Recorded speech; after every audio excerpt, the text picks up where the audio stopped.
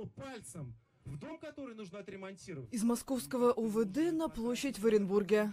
Алексей Навальный в субботу встретился с жителями города неподалеку от памятника Дзержинскому. На согласованную акцию пришли по разным подсчетам от 800 до 1500 человек. Политик, собирающийся баллотироваться в президенты, говорил со своими потенциальными избирателями в основном о борьбе с коррупцией. Это краеугольный камень его программы.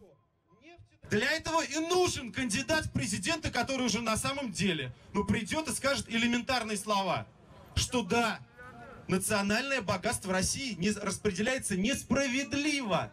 Это неправильно. С коррупцией нужно бороться, и нужно бороться практически.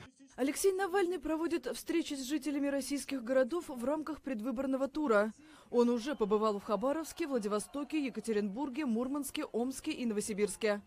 В пятницу он должен был выступить на митинге в Нижнем Новгороде. Утром сцену на площади, где должна была проходить акция, демонтировали. Самого политика задержали на подземной парковке его дома в Москве, когда он собирался ехать на вокзал.